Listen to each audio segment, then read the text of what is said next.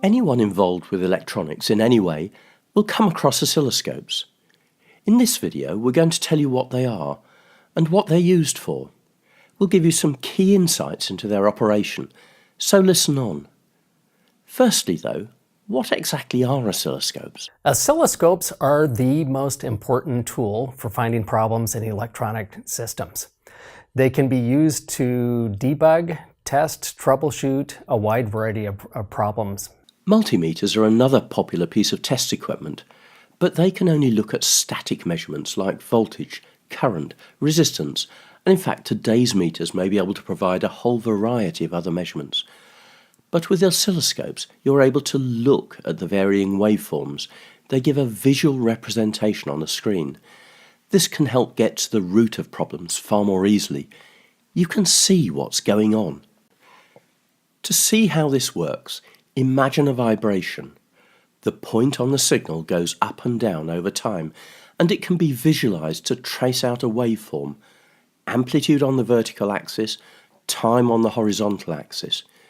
This is what is displayed on the oscilloscope screen. So what sorts of measurements can be made? There are a wide variety of measurements that can be made with an oscilloscope. Oscilloscopes are primarily amplitude over time. However, the amplitude can change depending on what type of probe. So for example, a voltage probe allows a user to measure voltage over time. A current probe allows a user to measure current over time. Math functions can be used to multiply those, so I could look at power over time, I could integrate current over time, and look charge over time. So there's a really wide variety of measurements that can be made across electronic signals.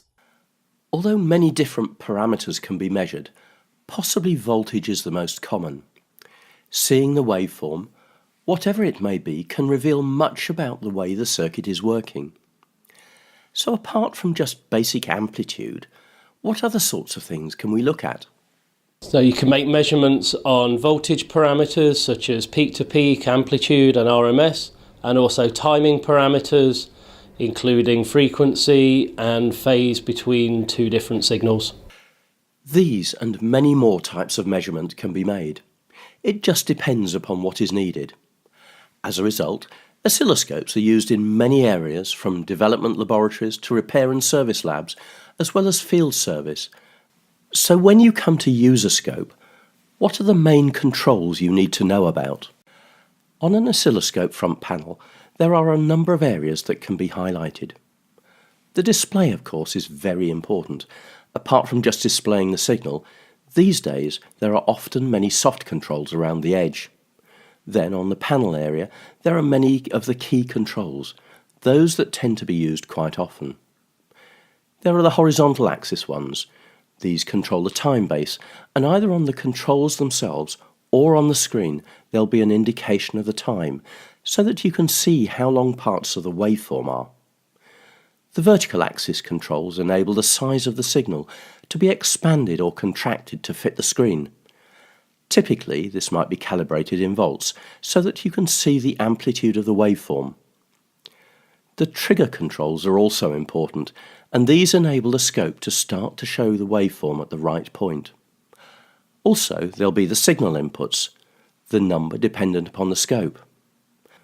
And also there may be some other controls, but these will be dependent upon the particular scope you have. To meet all the different needs and uses for oscilloscopes, many different types have been made over the years. From the early analog ones that used vacuum tubes or thermionic valves, right up to today's highly sophisticated digital scopes using software, signal processing and many new techniques. And of course they come in a variety of formats, so there's sure to be something to meet your needs.